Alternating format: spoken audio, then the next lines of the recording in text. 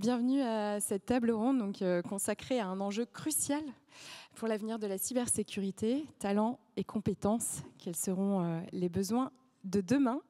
Je m'appelle Leslie Fornero, je suis l'animatrice d'un podcast qui s'appelle Le Monde de la Cyber et je suis ravie d'animer cette table ronde aujourd'hui. Donc vous le savez tous ici, le secteur de la cybersécurité est en pleine croissance, les menaces évoluent et les besoins explosent.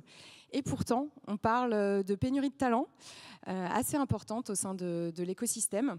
D'un côté, on a des entreprises qui ont du mal à recruter et d'un autre, on a des écoles qui ont du mal à placer leurs étudiants en alternance. Donc l'offre et la demande ne semblent pas être en adéquation. Que se passe-t-il dans le monde de la cyber?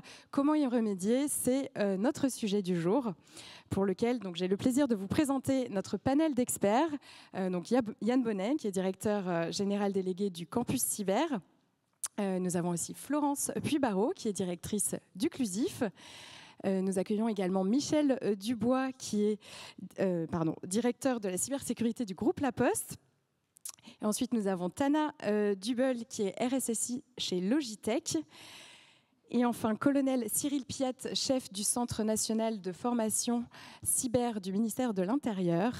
Et enfin, nous accueillons Pascal Ledigol, country manager chez WatchGuard. Donc pour cette table ronde, on vous propose de commencer par dresser un état des lieux de la situation, donc grâce au retour d'expérience de nos intervenants aujourd'hui. Ensuite, on va tenter d'identifier les besoins de demain en termes de profil, de compétences, de formation. Et enfin, on reviendra évidemment sur l'attractivité des métiers de la cybersécurité, les mesures à mettre en place ou qui sont déjà en place pour encourager les jeunes femmes et hommes à se lancer dans ce secteur aussi stratégique que passionnant. Il y aura une petite session de Q&A à la fin. On va réserver quelques minutes pour prendre des questions, donc n'hésitez pas à les préparer. On les prendra avec grand plaisir. Alors pour commencer, je vous parlais de dresser un état des lieux de la situation aujourd'hui. Yann, je te propose d'ouvrir le bal. On entend parler de pénurie de talent. Est-ce un mythe ou une réalité ? Bonjour à tous, merci Leslie. Moi j'ai envie de répondre, c'est une réalité, mais c'est perçu comme un mythe par un certain nombre d'acteurs. Pourquoi je dis que c'est une réalité ? Voilà, il y a l'OCDE qui a publié une étude l'année dernière, donc les chiffres sont réputés fiables. Cette étude indique qu'il y a 60 000 postes non pourvus en France, 350 000 postes non pourvus au niveau européen, c'est dans le domaine de la cybersécurité, et 3,9 millions au niveau mondial. C'est ça les chiffres, ils font des études, en fait, à un instant donné T, ils regardent toutes les fiches de poste qui sont ouvertes et ils enlèvent les doublons. Donc, oui, il y a une pénurie. Mais, tu le disais, c'est vrai que quand on discute avec notamment des jeunes diplômés, le retour, souvent, c'est qu'ils ont des difficultés à trouver des jobs. Donc, pourquoi une des raisons, probablement, c'est peut-être aussi du côté des employeurs. À mon sens, on va en discuter.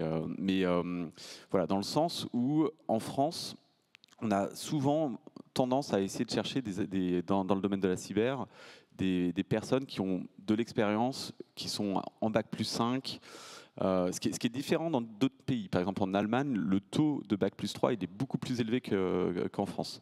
Donc ça, c'est peut-être une première raison. Ensuite, sur les causes de la pénurie en tant que telle, probablement déjà le besoin est grandissant parce que notre société se numérise et donc il y a besoin de plus en plus d'experts pour sécuriser et gagner en confiance, tout simplement. Et derrière, il y a plein d'enjeux aussi qui fait que c'est compliqué de passer à l'échelle, parce qu'il y a un sujet de former les formateurs, ou d'avoir assez de formateurs, parce que former 60 000 personnes, c'est énorme.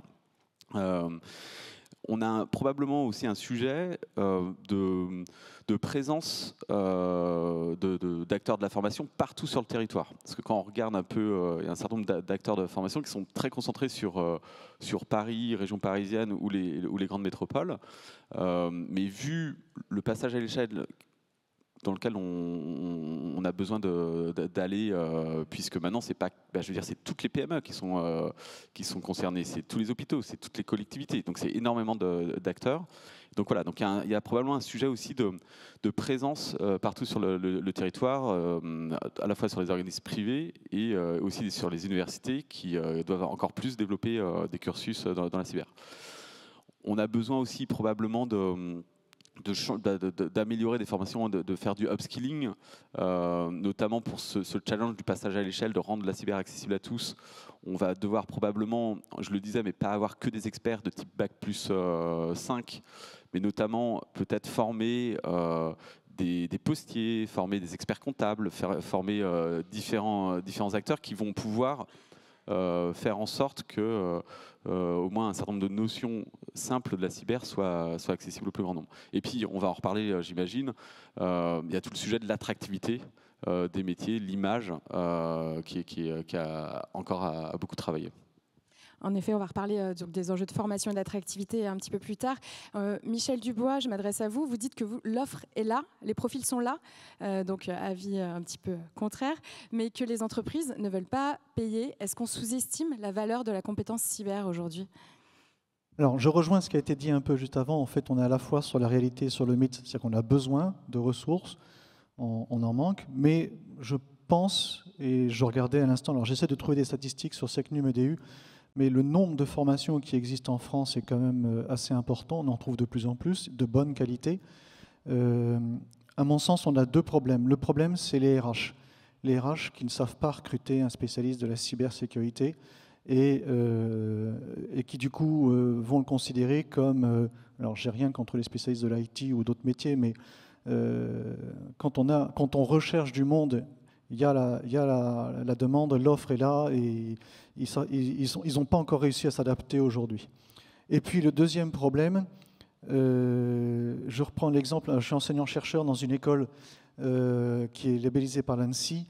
J'enseigne en école en cycle ingénieur et en master spécialisé. En fait, on nous a fait créer des bachelors. Le bachelor, c'est un bac plus 3. Et ce qu'on constate, c'est qu'aucun de nos étudiants n'est recruté à Bac plus 3. Et dans la foulée, ils basculent sur un Bac plus 5 et un master spécialisé. Et là, les entreprises n'ont pas besoin forcément à 100% de master spécialisé, donc un Bac plus 6. Hein, on va rechercher des Bac plus 2.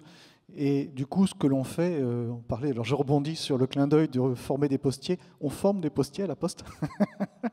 Donc on a créé une école de la cybersécurité en interne et je sais qu'il y a beaucoup d'entreprises, de grands groupes qui commencent à faire ça hein, pour finalement coller au maximum au marché. On va monter des formations en interne où on va identifier des postiers. Donc nous, ce qu'on essaie de faire en place, c'est de mettre des CTF, par exemple, accessibles à tous les postiers.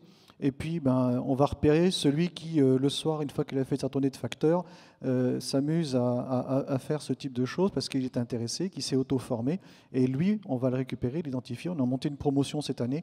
On avait 70 candidats hein, et on en a recruté 15. On en a regardé 15. Donc, on a tout un processus en interne.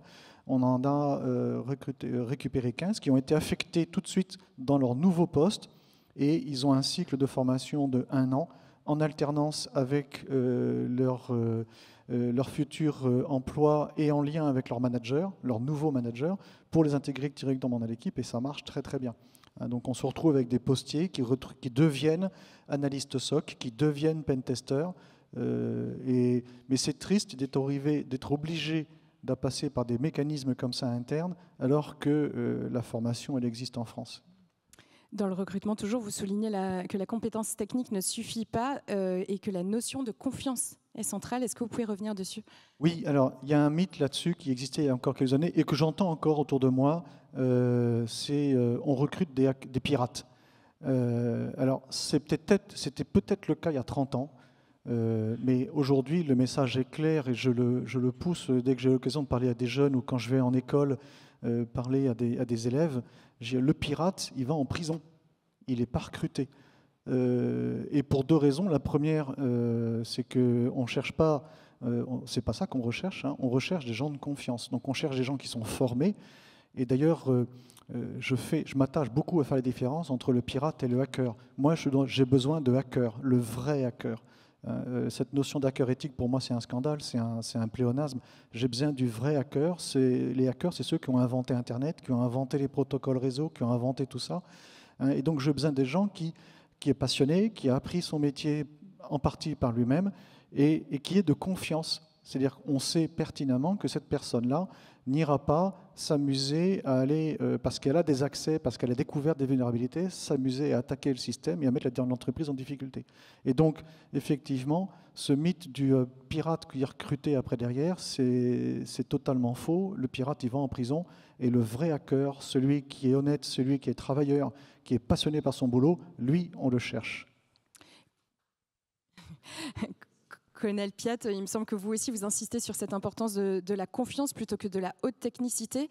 Comment est-ce que cette exigence se traduit dans vos recrutements aujourd'hui ? Oui, alors la gendarmerie et la police se sont rassemblés 250 000 personnes. Alors, avant de rentrer sur les questions de la motivation et de l'éthique, ces missions-là sont confiées à des gens qui font l'objet d'une enquête administrative. Donc, on pourrait se dire, de toute façon, quelle que soit la motivation, c'est des gens que l'on filtre à l'avance, vérifier qu'on ne recrute pas un narcotrafiquant pour enfiler l'uniforme. Pour certaines missions très très pointues, des postes exposés à des données touchant la sûreté de l'État, il y a un régime d'habilitation également qui cherche à vérifier que les gens n'ont pas de vulnérabilité. Mais encore une fois, tout ça, c'est la loi, ce n'est pas la motivation profonde des personnes. Ce qui est important de voir, c'est que ce qui était établi comme possibilité de recrutement, alors je reviens aussi sur le fait qu'on est 250 000, c'est la multiplicité des manières de s'engager et qui permet, si on a une bonne technicité, de venir chercher un emploi temporaire, on va vérifier juste votre motivation, ou si vous voulez chercher un emploi plus pérenne, mais mettre en avant les compétences que vous avez acquises, alors on vous dira, on va vous employer sur votre haute technicité, mais vous devrez, parce que vous souhaitez faire une carrière longue, alterner avec des postes opérationnels, c'est-à-dire des missions plus larges que ce qui recouvre votre seule technicité. Et on a ainsi des gens qui développent dans la durée des vraies missions complètes, riches, dans lesquelles leur technicité trouvera à se réexprimer régulièrement. C'est quelque chose qui est assez intéressant parce que quand on va dans les écoles d'ingénieurs, dans les universités, on s'aperçoit qu'on a des gens qui ont un très haut niveau de qualification ou en passe de lettres, et qui s'interrogent encore sur le domaine dans lequel ils vont bosser. C'est-à-dire qu'on recrute des gendarmes à 18 ans, voire des gendarmes adjoints volontaires ou des agents de sécurité à 17 ans, qui veulent faire comme papa ou comme à la télé, gendarme, policier. Mais on a aussi des gens qui ont 23, 24 ans, qui ont un bac plus 5 en poche, et quand on leur dit « mais qu'est-ce que vous voulez faire ?» Je ne sais pas, j'ai fait une prépa, j'ai pris ce que j'avais de mieux, j'ai fait une branche qui est porteuse, mais qu'est-ce qui me motive dans la vie ? Et donc, on a des gens qui viennent vers nous, même si la fonction publique n'offre pas les meilleurs salaires vu les niveaux de qualification. En début de carrière, c'est quand même discutable aujourd'hui, mais on a quand même cette motivation qui s'affirme très fortement. Donc, on accompagne des gens qui trouvent une motivation réelle à venir chez nous. Il y a le sens. Et puis, ils ne viennent pas forcément dans une logique, je pense qu'on y reviendra, dans une logique d'avoir une première expérience, avec éventuellement une volonté de poursuivre, mais possiblement aussi une volonté de repartir faire autre chose derrière. On va continuer ce tour de table avec Tana Dubel. Quels sont les profils que tu as du mal à recruter aujourd'hui chez Logitech ? Qu'est-ce qui coince selon toi ? Alors, moi, j'ai rejoint Logitech il y a 4 ans pour m'occuper de la cybersécurité pour toute l'entreprise. Et quand j'ai rejoint Logitech, j'ai trouvé une équipe déjà existante, mais avec un unique profil, essentiellement des ingénieurs sécurité, essentiellement des seniors. Et mon terrain de jeu, c'est le monde, donc j'ai la chance de pouvoir recruter un peu partout dans le monde. Et j'ai eu l'opportunité de restructurer cette équipe qui était déjà en place pour mieux nous adapter à l'évolution de la menace cyber et aux besoins de l'entreprise. Et effectivement, j'ai créé des nouveaux rôles, des nouveaux profils. J'ai réalisé aussi que certains rôles vraiment très spécifiques, très pointus en termes d'expertise, comme par exemple sécurité des technologies opérationnelles dans les usines, ce n'est pas un rôle très présent, et encore moins en Chine. En Chine, là où on a nos usines. Donc, j'ai vraiment, voilà, on parle de 3 millions de talents dans le monde. Yann en parlait tout à l'heure, qui manque. J'ai vraiment ressenti ce manque de talents criant. Et qu'est-ce qui coince ? Je pense qu'à chaque fois que je demandais mais pourquoi est-ce qu'on ne trouve pas, et pourquoi est-ce que d'ailleurs il n'y a que des hommes qui postulent à nos offres d'emploi, je pense qu'on a un vrai rôle en tant qu'employeur pour justement changer un peu notre manière de recruter ces talents-là, de ne pas avoir une liste à la Prévert idéale de toutes les compétences techniques, interminables et totalement irréalistes de ce que l'on cherche à avoir, mais au contraire, par exemple, de se dire que c'est des compétences qui de toute façon évoluent avec le temps et peuvent s'acquérir, qu'on apprend, alors que des compétences plutôt de qualité humaine, elles sont beaucoup plus difficiles à acquérir avec le temps. Donc on s'est vraiment concentré sur revoir nos fiches de poste, utiliser aussi, donc d'être beaucoup plus réaliste dans nos demandes, utiliser des termes peut-être plus attractifs, pas que pour les hommes, mais aussi pour les femmes, par exemple, pour justement combler un peu cet écart qu'on pouvait trouver dans les équipes, dans l'équipe qui n'avait que 10% de femmes à l'époque. Et il y a certains mots, alors moi c'était beaucoup dans des termes anglophones, mais il y a certains mots qui attirent plus les hommes, d'autres qui sont plus neutres, d'autres qui attirent plus les femmes.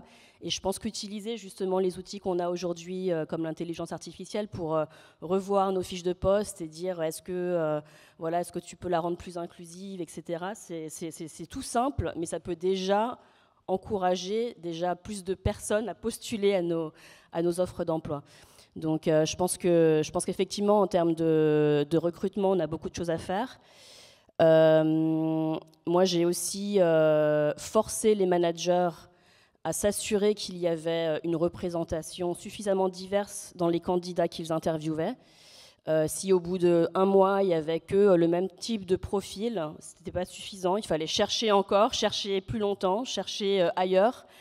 Je pense que chez Logitech, on a la chance aussi d'être dans le domaine de l'industrie technologique. Donc on a beaucoup de profils techniques déjà qui existent au sein de nos employés.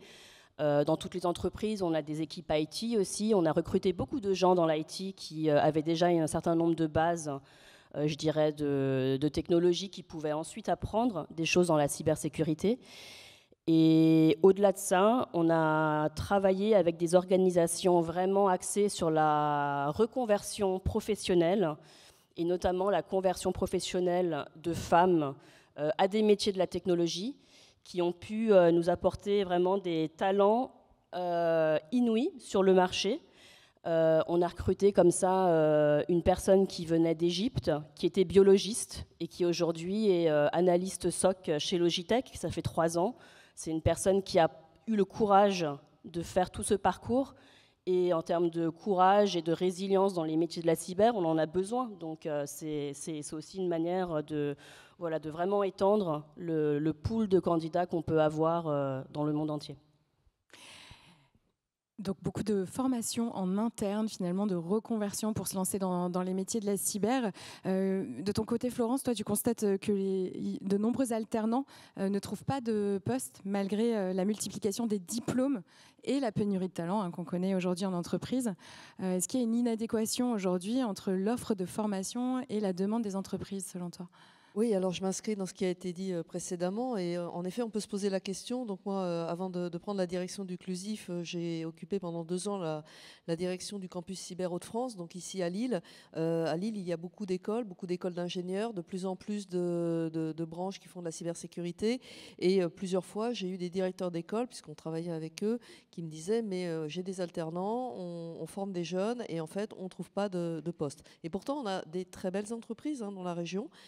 Oui, alors qu'est-ce qui se passe ? Oui, on parlait des bac plus 5, bac plus 6. Est-ce qu'ils ne sont pas trop formés par rapport aux postes qui sont à pourvoir ? Est-ce que peut-être, il y a aussi en effet les entreprises qui voudraient avoir des gens formés, avec 2 ans, 3 ans d'expérience à des salaires d'alternants, bien sûr, autrement ça ne serait pas drôle. Et qu'il n'y a pas d'adéquation entre l'offre et la demande. Est-ce qu'il ne faut pas repenser en France ? Il y a 5 ans, on disait disait on ne forme pas assez de gens en cybersécurité. Je pense que depuis 5 ans, on a beaucoup progressé. Il y a eu énormément de formations qui se sont ouvertes. Est-ce qu'elles sont en adéquation avec la demande? La question se pose, surtout en région. Bien sûr, Paris attire beaucoup, mais il y a des très grandes, il y a des grandes métropoles partout. Donc, est-ce qu'on a suffisamment de postes à pourvoir?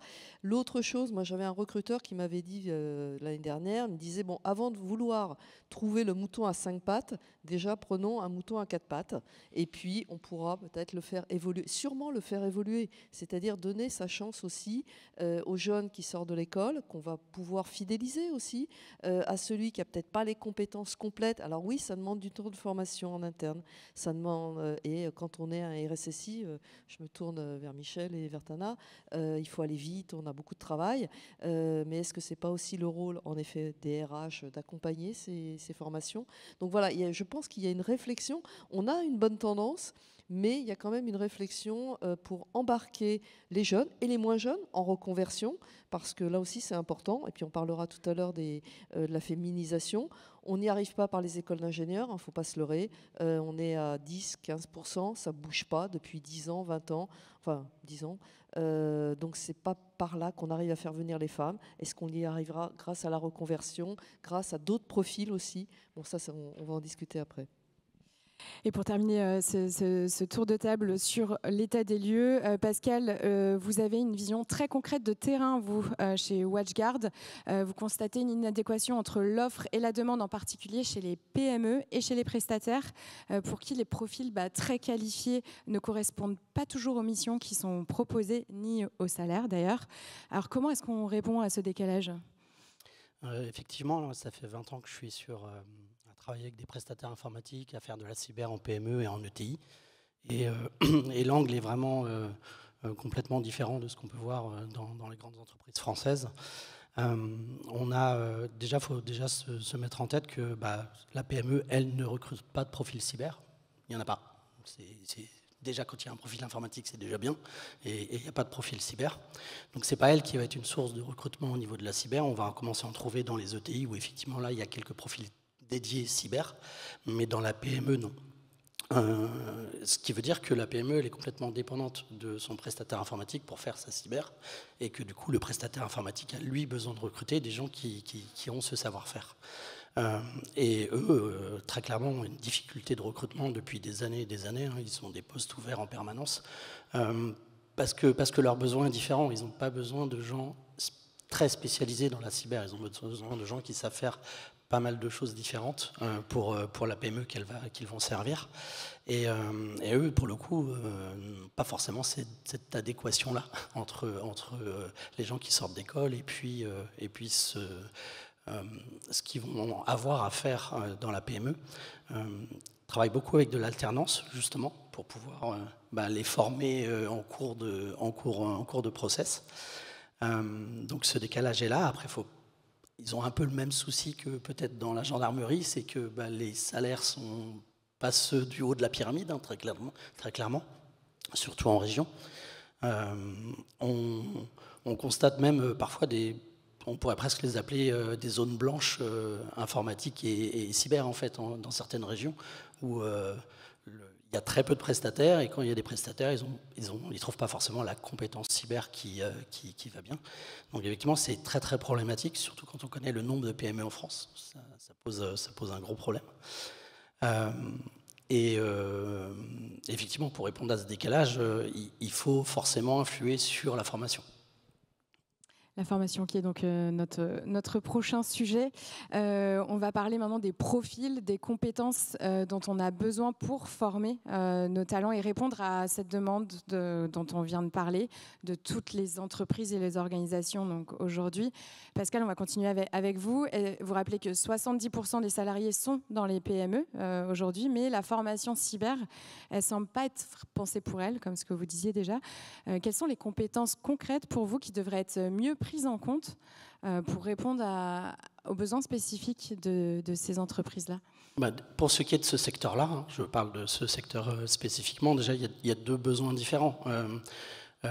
J'ai tendance à dire la cyber dans la PME, c'est toujours pour moi le métier le plus compliqué, parce qu'on essaye de faire de la cyber avec des gens qui n'ont pas moyen de jauger ce qu'on va faire chez eux.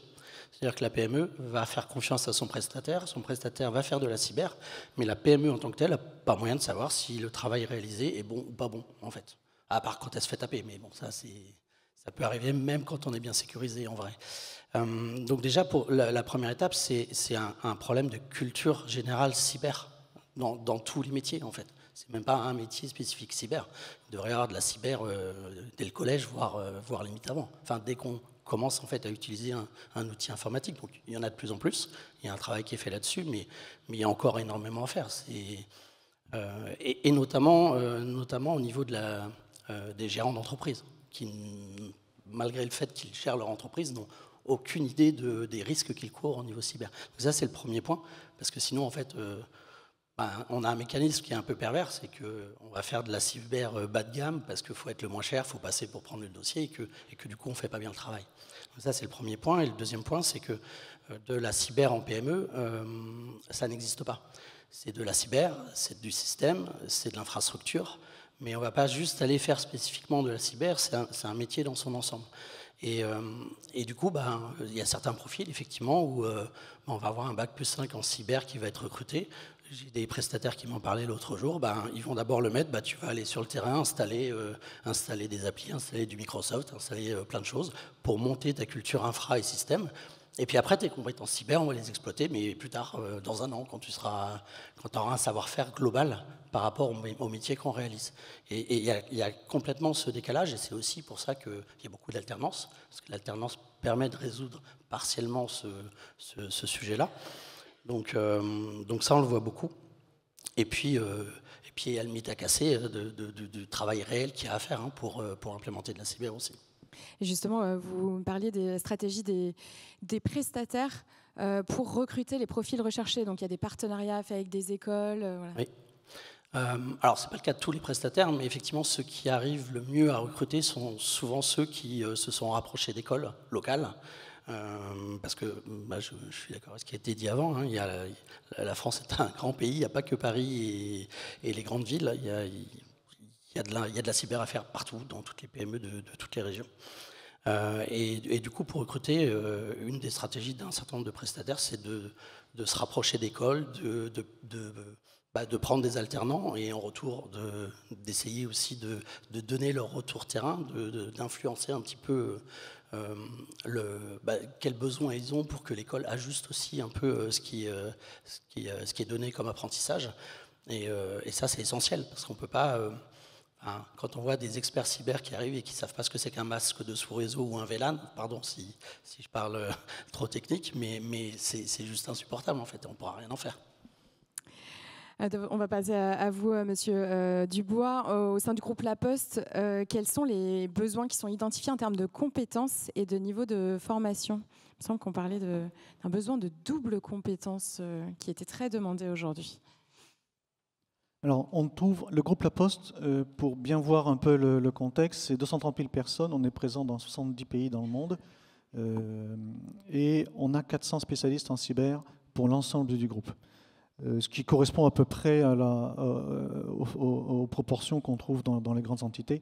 Et donc on prend tout le panel, on a 15 fiches fonctions de tous les métiers de la cyber. Hein. On s'est appuyé sur les documents générés par l'ANSSI sur les différents métiers. Et donc on va du RSSI jusqu'à l'analyste SOC. Et qu'est-ce que je veux dire ? Et donc voilà, on a besoin du bac plus 2 qui fait l'analyste SOC au niveau N1 jusqu'au RSSI qui va être bac plus 5 voire plus. À l'expert, hein, on a des bac plus 7, donc on a des docteurs qui sont experts cyber, des architectes. Voilà, on a un peu tous les métiers. Et c'est un des points, je voudrais rebondir sur la première partie de cette table ronde sur pourquoi on n'arrive pas à recruter. Et un des éléments fondamentaux, c'est les profils de carrière. J'ai proposé une carrière. Quand j'arrive devant mes étudiants en école d'ingénieur ou en master spécialisé, que je leur demande qu'est-ce qu'ils veulent faire plus tard, ils terminent tous en me disant « je veux faire du pentest ». Donc je leur dis oui, mais le pentest, ça va vous occuper 3 ans, 4 ans, mais vous n'allez pas faire du pentest toute votre vie, et à 55 ans, le pentest, ça n'amuse plus personne. Et donc, en fait, il faut proposer à nos jeunes en école des profils de carrière et leur dire, si tu rêves de faire de la cyber avec tout l'investissement que ça implique, eh bien, tu vas pouvoir faire de la cyber jusqu'à ta retraite, hein, avec des profils innovants, avec des choses qui évoluent. Et j'en reviens à la deuxième partie de ta question sur les multiples compétences. En fait, plus il va monter, évoluer dans sa carrière, le spécialiste en cyber, plus il va toucher à des choses différentes. Il va peut-être être amené à travailler avec des métiers différents, hein, puisque la cyber, elle est au service des métiers. Et donc, quand on va travailler avec un facteur pour sécuriser son domaine, ce n'est pas du tout le même métier qu'une plateforme de tri de colis ou que l'identité numérique que le groupe vend. Donc, en fait, on a plusieurs métiers. Et donc, voilà, en fait, on fait évoluer et on propose ces profils-là jusqu'au niveau RSSI, hein, jusqu'au niveau final. Et un dernier point sur lequel on est très vigilant, c'est la notion d'expert. Alors, je ne suis pas le directeur cyber de Groupe La Poste, je suis un des adjoints du directeur cyber de Groupe La Poste. Et quand j'ai été recruté, j'ai été le directeur expertise au sein de la direction cyber du groupe. Et j'ai très vite fait sauter cette appellation.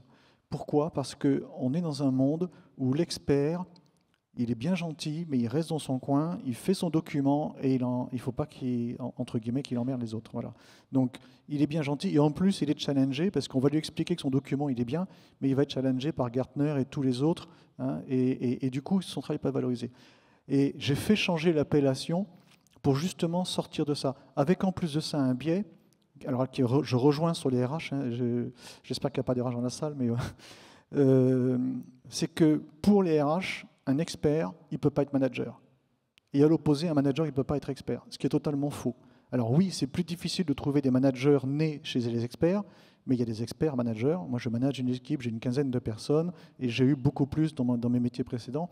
Donc en fait, on peut être expert et manager, et ce n'est pas parce qu'on est expert qu'on va se retrouver bloqué dans sa carrière et complètement coincé. Donc en fait, on est vigilant sur tous ces enjeux-là, à la fois des profils de carrière, valoriser les compétences techniques jusqu'à la fin. Hein, on parlait tout à l'heure du hacker qu'on recrute. On a besoin de gens de confiance, on a besoin de seniors techniques qui savent parler d'un VLAN, qui savent sécuriser une prise. Moi, j'ai connu un RSSI dans mon ancien métier, il ne savait pas ce que c'était qu'une prise RJ45. Donc forcément, un RSSI de salon comme ça, il ne fait pas son travail. Est-ce que vous avez aussi identifié des compétences qui vont être indispensables pour les années à venir dans le secteur de la cyber et que vous recherchez au sein du groupe La Poste ?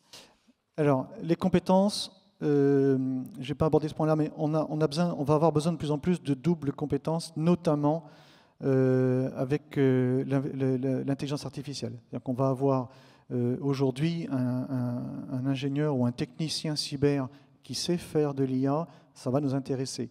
On va avoir aussi, et je rejoins ce que vous disiez tout à l'heure, besoin de gens qui ne soient pas forcément que des scientifiques. La cybersécurité, ça s'appuie sur des analyses de risque et un scientifique est trop cartésien pour faire des analyses de risque pertinentes.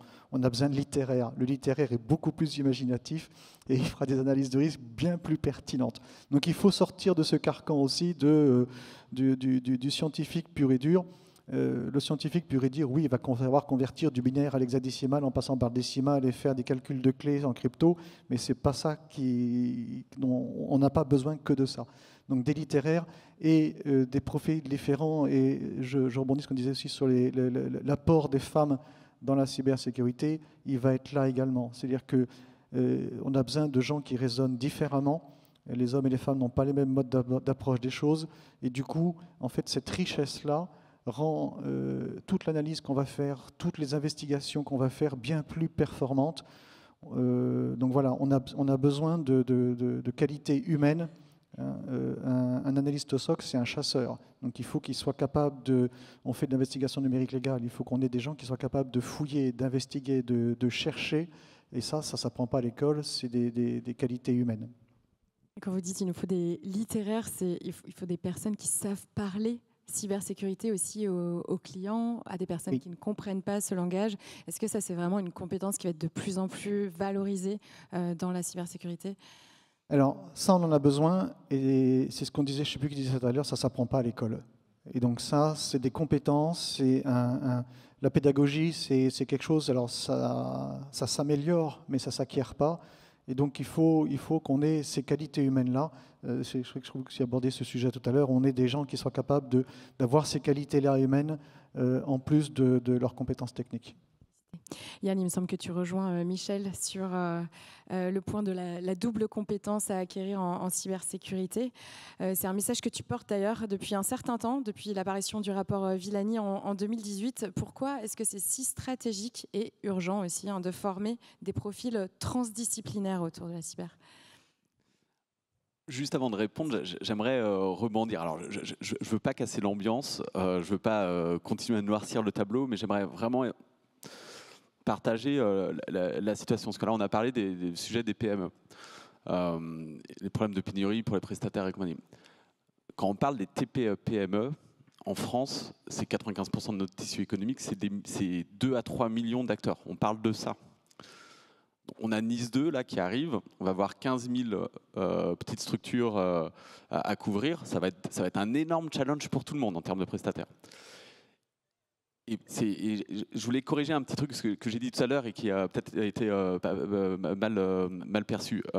Quand je parlais il va falloir qu'on forme ou qu'on upskill des postiers, des experts comptables, des banquiers. En fait, je ne parlais pas en interne. En fait, pour répondre aux défis du passage à l'échelle et de couvrir ces 3 millions d'acteurs de TPE, de PME, en fait, on va devoir s'appuyer, à mon sens, sur des personnes qui sont en proximité sur le territoire de ces TPE et PME. Là, je parle de ma pharmacie qui me demande d'envoyer mes infos sur Gmail. Je parle de mon médecin qui me demande des individus comme ça, mais c'est important parce que c'est mes données personnelles quand même. Et donc il y a des basiques, on n'a pas besoin de mettre de NDR ou je sais pas trop quoi. Mais les basiques, savoir être sûr que ils ont un système de backup, qu'ils ont pas le mot de passe à côté et compagnie. Ça, je pense qu'il va falloir qu'on s'appuie sur des gens de confiance, comme des postiers, comme des experts comptables, comme des banquiers. C'était ça que je voulais dire, je voulais corriger. Mais, voilà. Je rebondis là-dessus, Yann, effectivement, c'est des réflexions qu'on mène en interne. C'est-à-dire former nos postiers dans les bureaux de poste au numérique pour pouvoir répondre. Moi, il m'est arrivé souvent, en rentrant j'habite dans un petit village, de voir la personne âgée qui se retrouve à prendre rendez-vous à l'hôpital sur Internet et qui ne sait pas faire. Et on forme nos postiers, donc de plus en plus, on va aller vers là. C'est des réflexions qu'on mène en interne.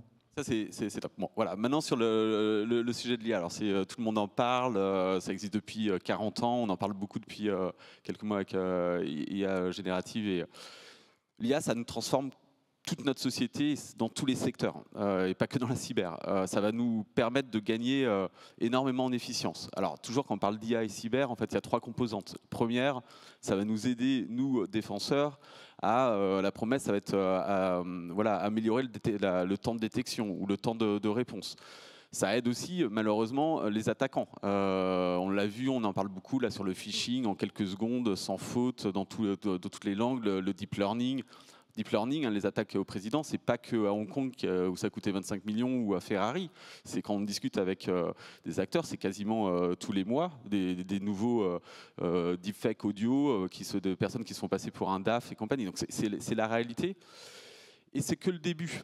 Là encore, j'ai pas envie de noircir le truc, mais en fait, moi, le gros sujet qui m'inquiète en ce moment, c'est que l'histoire se répète. L'IA, on n'a pas pensé la partie cyber, comme on n'avait pas pensé la partie cyber du cloud il y a quelques années, comme on n'avait pas pensé les pères fondateurs d'Internet, la cyber. Et là, l'IA, on voit bien, on a notamment un problème sur la sécurisation de l'IA.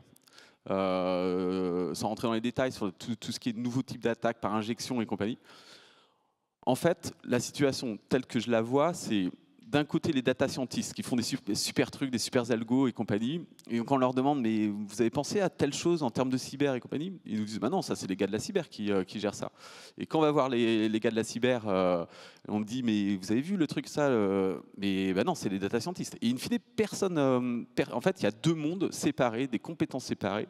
Et les gens ne se comprennent pas obligatoirement. Donc il y a un énorme travail à faire en sorte, et le campus cyber et le réseau des campus agit là-dessus pour essayer de faire discuter ces deux communautés Parce que quand même, l'IA, c'est utilisé maintenant et ça va être utilisé de plus en plus partout. Donc ça peut, et puis ça peut avoir des conséquences économiques, sociétales, démocratiques, d'influence des opinions économiques.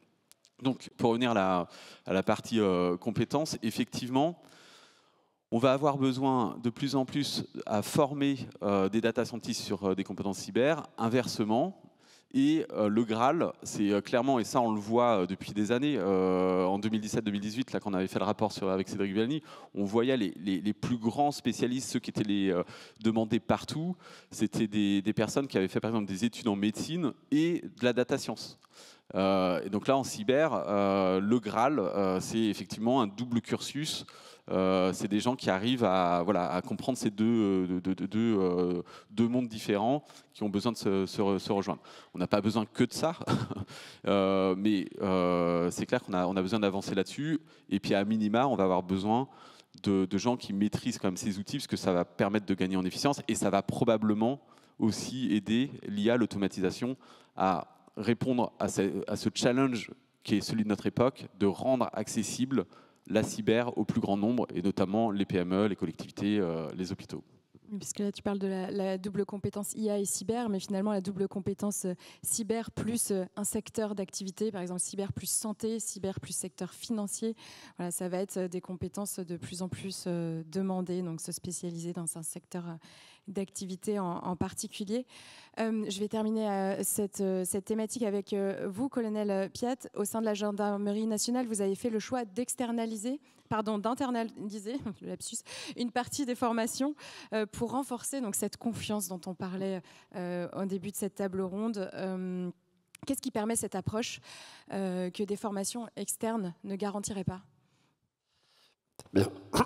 Je commencerai la réponse pour évoquer une contre-expérience réalisée par nos camarades policiers des Pays-Bas qui, en 2016, avaient une envie de monter très très rapidement en compétences sur la cyber. Ils étaient déjà très forts, mais ils voulaient étoffer les effectifs. Et ils avaient lancé un serious game grand public sur... alors c'était en néerlandais, donc compliqué à suivre pour les non-nationaux, mais c'était un pas à pas avec un classement au fil de l'eau, une bonne expérience utilisateur, une équipe d'administration, accompagnement des candidats, pour voilà, ça devait rester une bonne expérience. Et puis certains défis étaient vraiment très difficiles, et pour cela, l'exercice se terminait par... manifestement, vous avez des expériences qui ne sont pas qu'universitaires. Pourquoi n'iriez-vous pas chercher un vrai métier ? Bon. Et derrière, si les personnes répondaient, il y avait un lien vers un recruteur, etc. Et l'ambition de la police néerlandaise, c'était de recruter en un an 150 personnes qui passaient pas forcément par des voies académiques et de les recruter directement comme agents de police, mais qui auraient des conditions d'emploi très particulières, non porteurs d'une arme, toujours encadrés par des policiers d'expérience, pour travailler plutôt dans des labos et travailler plutôt en ligne. Voilà. Donc ça a plutôt pas trop mal marché. La difficulté, c'était de les régulariser dans la durée, puisque c'est pas tout de savoir exploiter la donnée, il faut aussi devenir policier. Bon. C'est évidemment, si j'en parle, c'est que c'est pas le choix qui a été réalisé par la gendarmerie. Le deuxième petit comparatif que je ferai, c'est le comparatif avec l'Allemagne, où pour devenir policier fédéral, vous faites 3 années d'université avant d'être en service opérationnel. En France, un policier ou un gendarme est formé en 1 an. Donc en fait, on ne prend pas des gens niveau licence, on les prend niveau bac, pour 84% d'entre eux. Et donc il y a un cursus d'accompagnement qui est très fort dans les forces de l'ordre françaises. Et pour tout ce qui va toucher au numérique, on va créer des profils d'enquêteurs vraiment construit en interne. Alors pourquoi on ne se tourne pas vers ce qui existe sur étagère ? On pourrait imaginer faire une licence informatique et puis dire, bon, maintenant que vous avez fait des maths tout plein, et puis de l'informatique, pourquoi est-ce que vous ne ferez pas un peu de droit, de police judiciaire, de bagarre raisonnable, etc., d'usage des armes ?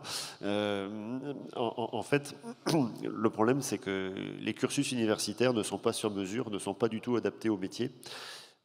un exemple tout simple, le but de la police judiciaire, contrairement à la cybersécurité, on a beaucoup de points communs, mais nous, le but, c'est d'amener quelqu'un par le col devant un juge avec un dossier établi conformément à la loi, contestable, mais mettant en avant les implications de monsieur ou de madame et dont il devra rendre des comptes devant la justice. Pour ça, il faut qu'on travaille en premier lieu sur l'exploitation de ce qu'on va trouver dans un domicile privé, là où monsieur ou madame vit.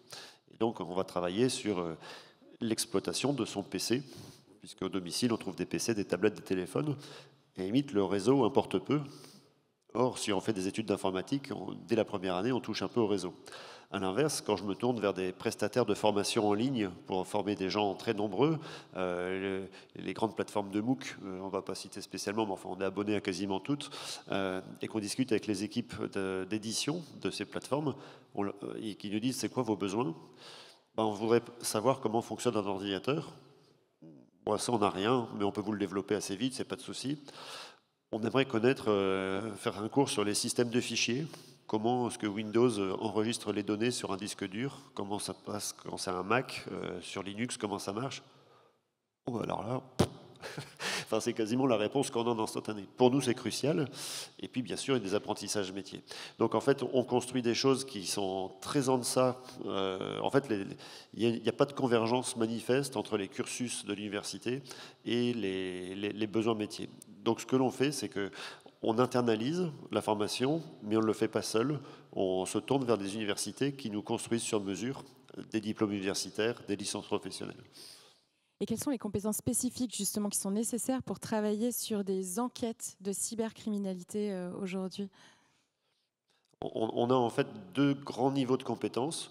Le premier, c'est celui de l'enquêteur qui doit conduire la garde à vue et recueillir le comportement décrit par le mis en cause. Donc, c'est pas moi qui ai éteint mon portable alors que je me baladais dans le village avec le cadavre d'une petite fille dans mon coffre. C'est pas moi, c'est pas moi. Donc le travail, c'est de pouvoir regarder sur son téléphone si ce qu'il dit est cohérent. Par exemple, connaître le fonctionnement des réseaux de téléphonie, le fonctionnement d'Internet, savoir où sont les opérateurs, s'ils sont dans une zone de coopération judiciaire ou non.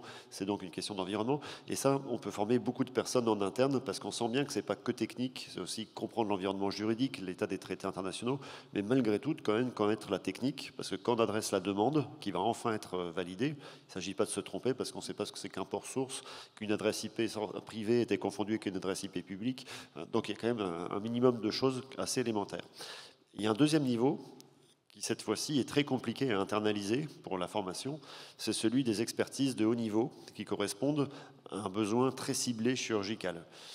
Comme vous avez pu l'entendre sans doute pendant le forum, la manière de travailler d'Europol et de toutes les forces de l'ordre dans le monde aujourd'hui, c'est si possible de démanteler les infrastructures criminelles. Or, une infrastructure criminelle, c'est avant tout une infrastructure classique qui a détourné à des fins criminelles, parfois avec du chiffrement, parfois avec des moyens d'attaque importés dedans, des commandes et contrôles pour des botnets. Et donc la question, c'est que parfois, un opérateur privé nous dit on a détecté quelque chose qui a un comportement très bizarre, un juge s'en empare et dit on va faire une saisie de ce qu'on trouve sur le serveur, il va falloir m'analyser tout ça. Et là, quand on se tourne vers des policiers, des gendarmes, en général, c'est qu'est-ce qu'on aurait en centrale qui permettent de répondre à la commande. Et donc là, on a des espèces de mini-équipes d'experts pour lesquelles on recrute sur étagère. On revient à la même question d'avoir de la compétence immédiatement prête. Et là, la question, c'est est-ce qu'il va venir? On trouve heureusement assez régulièrement des gens très intéressés de très haut niveau. La question, c'est combien de temps on va les garder. Et là, c'est un autre sujet. Voilà, justement, vous parlez de rétention des talents, mais vous avez mis en place une logique de reconsidération des compétences tous les 5 ans dans vos équipes. Pourquoi est-ce indispensable et comment ça se traduit concrètement dans les parcours ? Alors, ici, je ne vous parlerai pas des très hautes compétences, parce qu'on n'aurait pas la prétention de recycler les gens qui sont d'un niveau dont on ne dispose pas toujours en interne. On parle vraiment de compétences qui, aujourd'hui, peuvent sembler inintéressantes d'un point de vue technique, mais qui comportent malgré tout une complexité très élevée. Le premier élément, qui est vieux comme le monde, c'est celui de l'enquête sous pseudonyme. Vous avez énormément de choses qui se passent à distance. Vous n'avez aucune certitude de la personne en face de vous. C'est tel pseudo sur tel réseau de communication qui s'entretient avec vous, qui harcèle votre fille, qui va vous envoyer de la pédopornographie, qui va gérer des trafics de stupéfiants sur le dark web.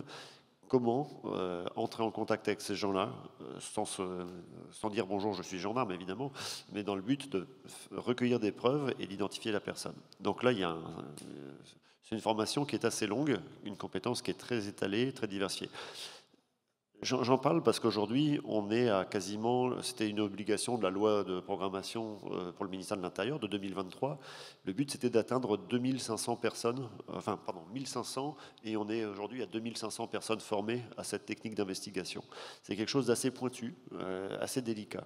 On recycle les gens là-dessus parce qu'il y a des gros écueils judiciaires, des gros écueils techniques. Dans certains cas très pointus, on ne sait pas trop qui a démasqué l'autre, avec des sérieux doutes. Donc on a aussi des délinquants qui se prémunissent et qui développent leurs propres techniques. Donc on a des mises à niveau régulières, des retours d'expérience. La deuxième grande compétence, c'est celle des cryptoactifs. Le rapport de la Cour des comptes d'octobre 2023 expliquait qu'on était à 8% de Français qui disposaient de cryptoactifs. Donc en fait, on est un peu comme dans les années 2000, où on commençait à avoir les téléphones portables dans les poches, qui faisaient moins d'un pavé en volume, et ça se démocratise. La question, c'est parce que c'est une matière de geek, c'est que dans 5 ans, tout le monde utilisera des cryptos. Enfin, alors, peut-être pas vu la spéculation américaine, mais en tout cas, on a des technologies comme ça, dont on pressent que demain, ce sera de la banalité pour tous. Ne pas savoir enquêter dessus, c'est un vrai souci. L'état des cryptos, il y a une première saisie en 2010 de 2000 bitcoins. À l'époque, on ne savait pas ce que ça allait peser aujourd'hui. En 2019, il y a eu les premières formations internes. Et aujourd'hui, on commence à recycler des gens qui ont été formés en 2019 sur une matière qui a été complètement transformée. On parle de 25 000 cryptoactifs différents en circulation. Il y a une prolifération qui est terrible. Il y a des techniques criminelles qui évoluent beaucoup, que l'on documente et pour lesquelles il faut recycler les gens. Si on parle de ces choses-là, ce n'est pas pour vous dire que c'est des situations bizarres ou rarissimes pour lesquelles il faudrait maintenir un niveau de compétences. On parle de compétences qu'on va trouver dans chaque arrondissement en France. Donc à chaque fois qu'il y a une sous-préfecture, on trouvera des policiers, des gendarmes capables de déployer ces techniques. Et aujourd'hui, on a formé les formateurs relais qui commencent à former à cet échelon-là. Donc le recyclage est crucial. On a beaucoup parlé de compétences techniques, mais on peut rappeler que dans les métiers de la cybersécurité, il n'y a pas que des profils techniques. Florence, d'ailleurs, tu as, au sein du CLUSIF, participé à la matrice des compétences cyber avec le campus cyber. Et de ton côté, tu insistes sur l'importance des métiers connexes, comme on les appelle, à la cyber. Est-ce qu'on a encore une vision un peu trop étroite des profils utiles à l'écosystème, selon toi ? Oui, alors je crois que sur l'attractivité des métiers, on a encore une vision qui n'est peut-être pas complètement claire sur les métiers de la cybersécurité. Alors, ce n'est pas moi qui ai participé, c'est une autre administratrice du CLUSIF, enfin, une administratrice du CLUSIF, Anne Doré, qui a participé avec l'équipe du campus cyber, donc l'équipe de Yann, sur cette matrice des compétences et sur aussi ces compétences connexes à la cybersécurité. On l'a bien entendu avec les témoignages précédents. On a besoin de gens qui ont un très bon niveau technique, c'est indispensable, ça reste indispensable pour faire de la cybersécurité, mais ce n'est pas suffisant. Donc aujourd'hui, il faut élargir. On a parlé de la communication qui est importante. On a des juristes aussi qui font de la cybersécurité. Bon, mon exemple, là, on parlait des gens qui ont fait des sciences humaines, qui étaient des littéraires. On a besoin de gens aussi, des linguistes.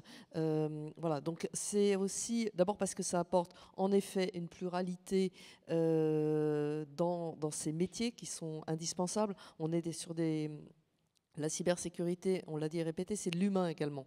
Donc il faut également pouvoir analyser ce qui se passe quand on passe à l'acte, quand on a l'intention de commettre un crime numérique. Voilà, donc il faut aussi le comprendre, l'analyser, et puis il faut en parler dans l'entreprise. Aujourd'hui, on est dans des formations pour des RSSI, savoir parler à son COMEX, savoir gérer ses équipes. Donc tout ça, c'est aussi des soft skills. On en revient toujours à cette question des soft skills qui se développent. Ça ne fera peut-être pas le cœur de tous les métiers de la cybersécurité, mais on doit les prendre en compte, on doit les développer. Petit à petit, il y a des formations aussi pour ces experts connexes. Leslie, tu en fais partie, j'en fais partie. Nous ne sommes pas à l'origine des expertes. Les RH, bien sûr, il faut les accompagner, c'est extrêmement important. Michel rappelait tout à l'heure que parfois les RH ne savent pas comment recruter. S'ils comprennent les enjeux de la cybersécurité, s'ils savent parler, parce que c'est vrai que quand on voit un CV d'un expert IT, et moi j'en ai recruté quelques-uns, waouh, il faut s'accrocher quand on est RH. Donc voilà, pouvoir un peu décrypter ce que veulent dire les CV. Donc tout ça, voilà, il faut le développer. Et je reviendrai peut-être sur un autre point qui m'avait intéressé. Il y a, je crois que tous les ans ou tous les 2 ans, la DGA demande à des experts de faire des scénarios un petit peu angoissants sur les risques à venir. Et en fait, ils font travailler des écrivains. Et c'est extrêmement intéressant. Alors, il y a une partie de leurs travaux qui est publique sur leur site. Et donc, des écrivains, des profs de sociologie. Moi, j'avais interviewé une prof de Sciences Po qui travaillait sur ces scénarios-là. Et aller les voir, c'est vraiment... ça fait un peu flipper quand même, mais c'est extrêmement intéressant. Et en fait, ils réunissent tout un tas d'experts de compétences différentes. Et on voit que on a tous une pierre à apporter à l'édifice. Tana, tu peux compléter aussi peut-être dans tes équipes. Toi, tu disais aussi que tu as du mal à recruter des personnes qui savent parler cyber de manière compréhensible pour tes clients. Est-ce que tu veux nous parler de ton expérience par rapport à ça ? Alors, je rejoins complètement ce qui a été dit un peu partout. Je pense que la chance qu'on a en cybersécurité, c'est que c'est un métier où il y a une très, très grande variété de rôles possibles. Et pour remplir tous ces rôles, on a besoin de profils, d'expériences, de compétences qui sont complémentaires. Et je pense qu'on n'a pas forcément besoin d'avoir une personne qui a toutes ces compétences-là, mais justement d'exploiter les forces de chaque personne et de les faire travailler ensemble. C'est ça qui va faire une grande équipe cybersécurité. Il y a un point, je pense, que je voudrais rajouter, c'est qu'on parle souvent de la sécurité comme étant l'affaire de tous. On le répète tous beaucoup en entreprise, autour de nous. Et quand on fait de la cybersécurité, finalement, pourquoi est-ce qu'on fait ça ? On le fait pour traquer des cybercriminels, on le fait pour faire des solutions qui vont être utilisées par des gens derrière, qui vont devoir probablement s'arracher les cheveux sur les politiques de mots de passe ou des choses du genre, mais il va falloir justement comprendre les utilisateurs et les utilisatrices des solutions qu'on met en place. Et donc, plus l'équipe cybersécurité va refléter finalement les gens pour qui on travaille et pour qui on se bat, plus les gens vont se reconnaître et pouvoir intégrer la sécurité dans la culture d'entreprise ou dans la culture tout court. Je voudrais juste rajouter un point aussi, c'est qu'on parle de diversité, c'est pas juste de la diversité de genre, c'est aussi les compétences, les expériences, les cultures, les âges, etc. Je pense que c'est important évidemment d'avoir cette diversité-là, mais la diversité sans l'inclusion, elle ne sert à rien. C'est-à-dire que les gens doivent apprendre aussi à travailler ensemble, à s'écouter activement, à ne pas avoir peur de parler, de se challenger.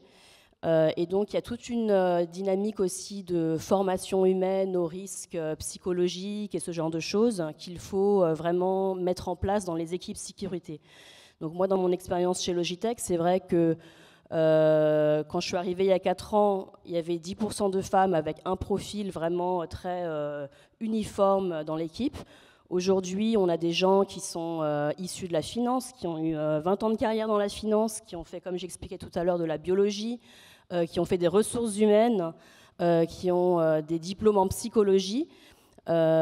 Et on est passé de 10% de femmes à 29% de femmes en 3 ans. Donc je pense que vraiment, c'est des choses qui fonctionnent. Et au-delà de ça, il faut que l'équipe travaille ensemble. Donc on a chez Logitech des mesures d'engagement du personnel qu'on conduit 1 fois ou 2 fois par an. Et quand je suis arrivée, on était à 63% d'engagement. Dans mon équipe, on est aujourd'hui à 88%. Donc je pense que toute cette dynamique de vraiment recruter les bonnes personnes, persévérer et les faire apprendre à travailler ensemble, c'est un travail continu, permanent, qui nous permettra de rentrer dans ce cercle vertueux. et peut-être d'attirer de nouveaux talents dans la cybersécurité. Ça va être le sujet de notre troisième partie. Il faut aussi donner envie aux jeunes de se lancer dans ce type de carrière. Question au public, si vous avez envie de participer. Qui ici pense que les métiers de la cybersécurité font rêver les jeunes aujourd'hui? Ah, une personne. Yann? Michel peut-être? Ok, on va du coup essayer de répondre à cette question, comprendre les visions de tout le monde. Est-ce que les métiers de la cyber font rêver? Tana, je te laisse enchaîner par rapport à ce que tu venais de nous dire et nous partager tes pistes de réflexion pour donner envie de se lancer. Alors moi, ça ne m'a pas fait rêver quand j'étais plus jeune, clairement. Quand j'étais plus jeune, je voulais être policière, je voulais être médecin, je voulais être astronaute. Et je n'avais vraiment aucun penchant ni pour les technologies ni pour la cybersécurité. Et pendant mes études, en fait, j'ai entendu parler de Kevin Mitnick, qui est un hacker repenti, qui était connu pour utiliser vraiment des techniques d'ingénierie sociale pour exploiter la psychologie des gens, pour les pousser à fauter, et donc c'est sa spécialité pour attaquer les personnes et les entreprises. Et ça m'a fait un déclic de comprendre que finalement la cybersécurité c'est un domaine beaucoup plus vaste et beaucoup plus complexe, qu'on peut mettre en place les meilleures solutions de sécurité, mais que finalement on ne pensait pas à l'humain qui était vraiment derrière, ça servait strictement à rien. Et ça fait 22 ans que je fais de la cybersécurité. Et au final, aujourd'hui, moi, je me rends compte que ce que je fais aujourd'hui, ça associe beaucoup de rêves d'enfants que j'avais. Je travaille dans l'espace numérique. Je traque des cybercriminels. Finalement, ça rejoint un peu ce côté policier-gendarme.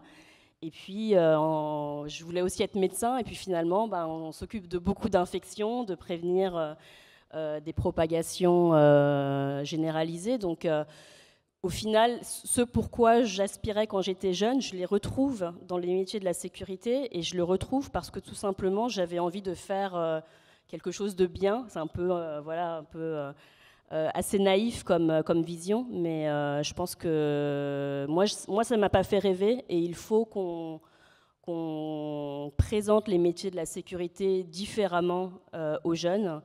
Et clairement, je ne suis peut-être pas le cliché de la personne qui travaille dans la sécurité depuis 20 ans. Je n'ai jamais travaillé dans une cave sombre avec un sweat à capuche. Donc je pense qu'il y a vraiment un travail à faire pour changer cette perception.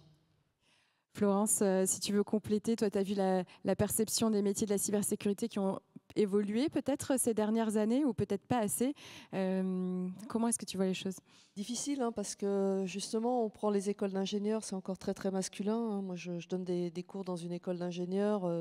On ne dépasse pas les 10% de filles, et ça fait 7-8 ans. Donc, à ce niveau-là, ça reste difficile. Moi, j'aimerais, Tana, je viendrai vous voir à la fin, parce que je voudrais bien connaître votre recette pour passer de 8 à 29%. C'est quand même assez remarquable. Et surtout l'engagement aussi. Donc, j'ai également la casquette je suis administratrice de Women for Cyber, qui est une association qui travaille à l'intégration des femmes dans la cybersécurité. On revient sur ces problèmes de diversité. Les femmes, on ne les a pas dans les écoles d'ingé. Bon, on sait, il faut commencer au collège, au lycée. Moi, je fais aussi de la sensibilisation. Je leur présente les métiers de la cyber en général, et d'un point de vue large. Bon, ça rentre pas, je ne sais pas. La reconversion, c'est important.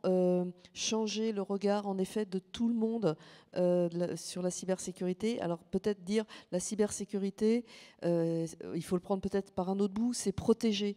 On protège les citoyens, on protège nos données, on protège nos grands-parents, on protège, voilà. C'est aussi ce côté protection, hein, on parle un peu du care.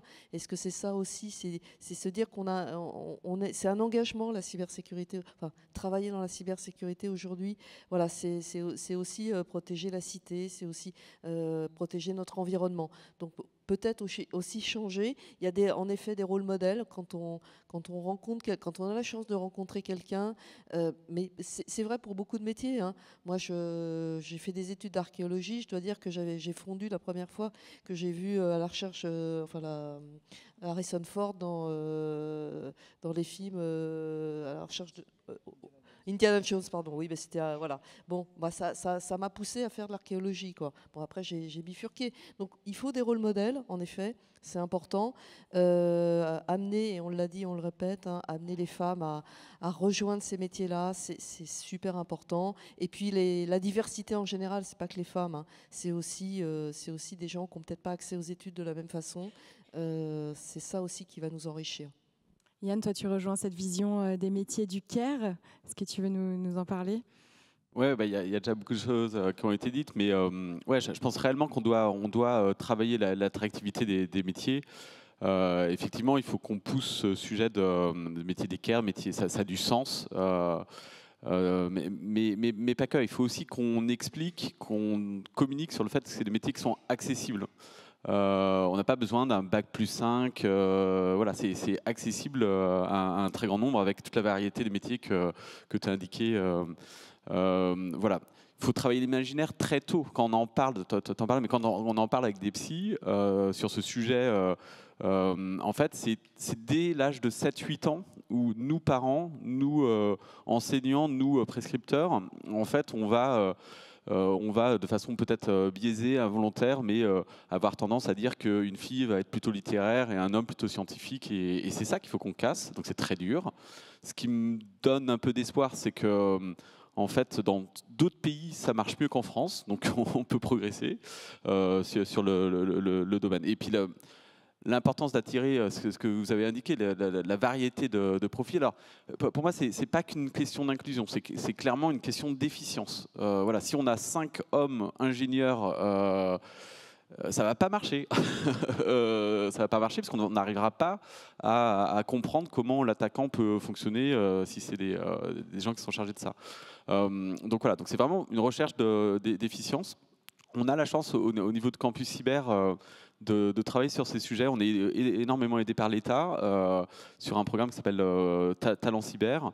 On a créé un consortium où on a Radio France, l'ONICEP, le CNED, des universités, des associations comme Women for Cyber. Et voilà, on est en train d'avancer sur le sujet pour essayer de développer le nombre de formations, la qualité des formations, notamment au niveau des universités. Ensuite, on avance sur la partie orientation. On a lancé une plateforme qui s'appelle evolution.campuscyber.fr qui va aider à mieux comprendre les diversités de formations partout sur le territoire, aider à trouver des stages, des apprentissages, à mettre en relation un peu les différents acteurs. Puis surtout, on est en train de travailler un peu sur la communication. Alors c'est un peu lent, ça prend du temps, mais par exemple dans les prochains jours, on va lancer une campagne avec des influenceurs sur YouTube, sur TikTok, sur Instagram, pour essayer de toucher des communautés qui sont très loin de la cyber et essayer de les attirer sur nos métiers. Donc à surveiller à partir d'ici 2-3 semaines.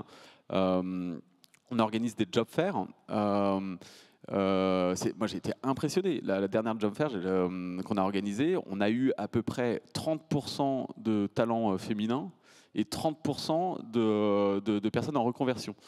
C'est génial par rapport aux chiffres qu'on a l'habitude de voir. Et comment ça s'explique ?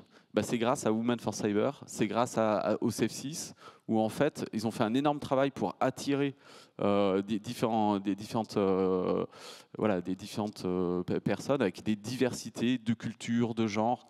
Et ça fait énormément plaisir parce qu'on a eu 700 inscrits en très peu de temps. Et donc ça, c'est des choses qu'on va développer avec le réseau des campus cyber territoriaux. Voilà, on développe. Moi, je pense qu'il y a un lien, peut-être un dernier point sur le lien avec les jeux vidéo. Voilà, je pense qu'il y a des liens à créer comme ça, où dans les jeux vidéo et dans la cyber, en fait, on a besoin. On parlait de soft skills du 21e siècle. les jeunes qui réussissent bien dans les jeux vidéo, en fait, c'est des jeunes qui aiment bien progresser. Et en cyber, on aime bien progresser. C'est des gens qui sont agiles, c'est des gens qui sont, vous en parliez, curieux, qui aiment bien bidouiller. C'est le vrai esprit hacker. Et c'est des personnes comme ça qu'on a besoin. Et voilà, il faut qu'on arrive à mieux travailler notre image pour attirer plus de talents. Et justement, sur l'image, Yann, on parlait tout à l'heure de l'image du geek ensuite à capuche. Là, dans toutes les campagnes que vous mettez en place, est-ce que vous essayez de lutter un petit peu contre cette image-là? Est-ce que vous la gardez quand même un peu parce qu'elle fait partie du mythe, malgré tout? Comment on rééquilibre un petit peu ça? Ouais, il faut l'équilibrer. On peut pas. On est plein à aimer les. Moi, je suis un peu un geek à capuche et parfois, alors, je me suis jamais retrouvé dans une cave, mais voilà, on a besoin de personnes qui ont leur identité et qui sont très techniques et compagnie. Puis on a besoin de plein de choses et effectivement, on doit casser et montrer la diversité. On travaille avec les journalistes, on essaye de leur dire, mais voilà, essayer d'arrêter d'avoir cette représentation tout le temps. Et donc, voilà, les journalistes ont aussi un rôle énorme à jouer là-dessus pour faire en sorte que ces nouvelles compétences, encore une fois, on n'a pas besoin d'experts cyber partout, mais on va, dans notre vie privée ou perso, ou au pro, on va tous avoir besoin de compétences cyber, et donc on a besoin de faire de ce sujet un sujet grand public, quoi. Parce que nous sommes tous concernés. Michel Dubois, il me semble que vous aviez une vision un petit peu différente. Pour vous, la cyber fait rêver. Alors oui, la cyber, pour moi, elle fait rêver. Enfin, c'est un métier qui me fait rêver, que je trouve passionnant.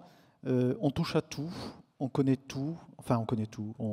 On est amené à toucher à tout. Moi, j'ai travaillé dans le monde de la santé et j'adorais discuter avec les médecins, avec les chercheurs, de connaître ce qu'ils faisaient et de voir comment on allait pouvoir leur permettre de travailler et amener de l'information, enfin amener l'informatique et puis la sécurité qu'il y avait derrière. Voilà, aujourd'hui, je suis postier. On touche à plein de domaines différents. Hein. La poste, c'est pas que le courrier. On fait du vélo. On a Véligo. On a plein de métiers différents. Et tout ça, c'est vraiment passionnant.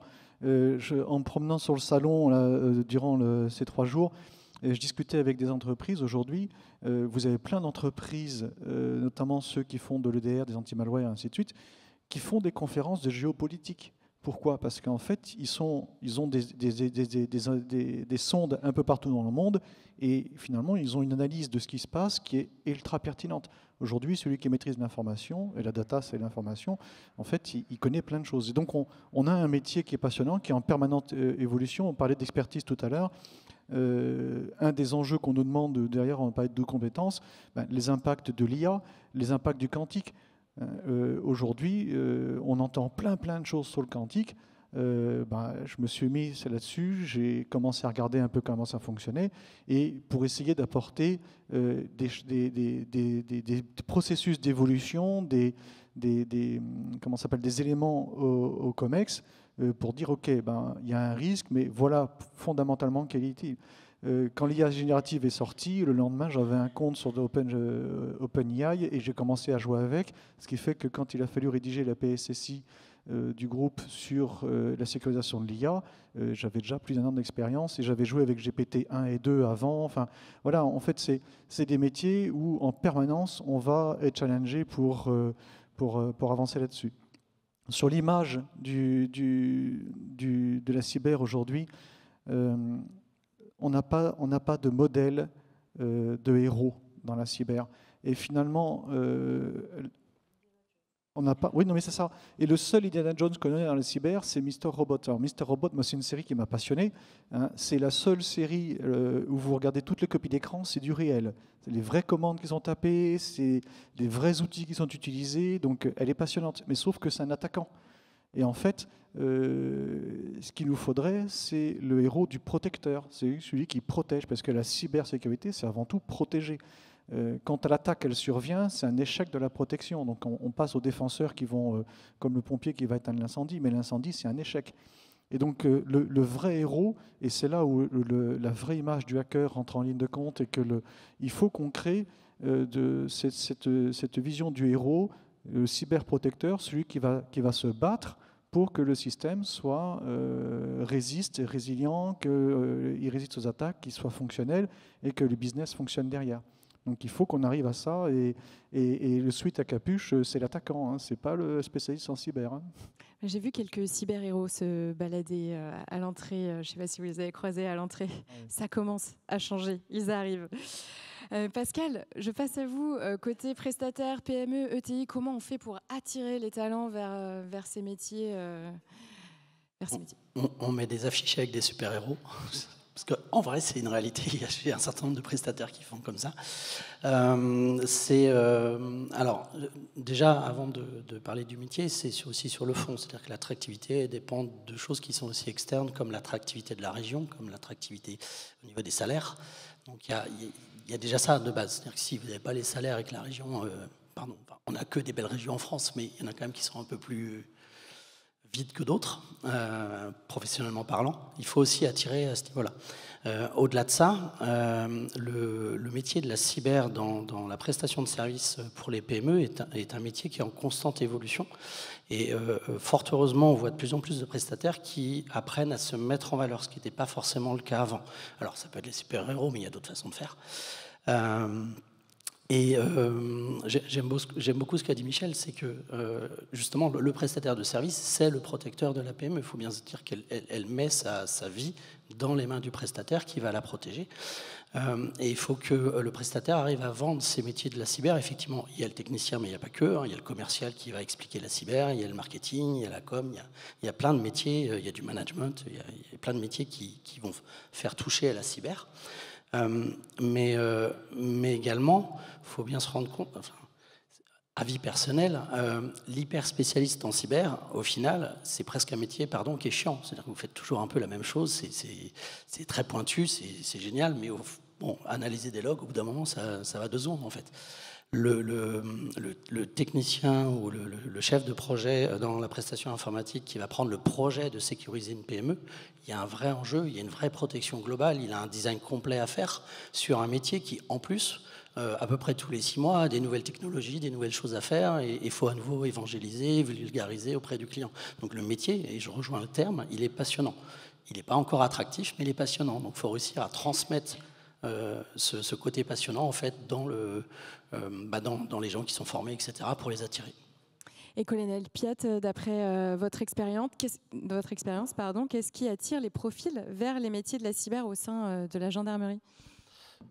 Bon, alors, nous, comme on est une force militaire, on se permet quelques petites choses qu'on ne peut pas se permettre partout. D'abord, on part du principe que l'appétit vient en mangeant, et comme il est midi 25, c'est peut-être pas mal d'en parler maintenant, mais grosso modo, on a rendu obligatoire un certain nombre de formations élémentaires en investigation numérique. Donc il y a ceux qui ne voulaient pas y regarder du tout, et puis comme tout le monde est obligé de regarder dedans, ça a éveillé quelques curiosités pour certains militaires. Donc aujourd'hui, on avait visé une cible à 3000, 4000 personnes sensibilisées, c'est-à-dire savoir faire ce qu'on fait dans le temps de l'accueil d'une victime, d'une garde à vue, etc. Sur la base de volontariat, on est maintenant à 10 000 gendarmes. Donc 10 000 sur 100 000, il y en a quand même 1 sur 10 qui a levé la main pour dire j'aimerais bien prendre son temps pour aller me former, etc. Donc ça, c'est pas mal. Le deuxième volet, c'est une démarche qui est plus ministérielle, qui consiste à reconnaître l'effort de formation. Vous savez, c'est aujourd'hui qu'est-ce qui pousse quelqu'un à demander des formations continues. Pour beaucoup de personnes, c'est dérangeant d'interrompre l'activité opérationnelle pour prendre du temps pour se former. On accumule du retard dans le boulot, l'équipe nous traite de planqués, etc. Donc, reconnaître l'effort de formation, c'est aussi inciter à prendre du temps et protéger par l'institution, bien sûr, le temps de sa formation.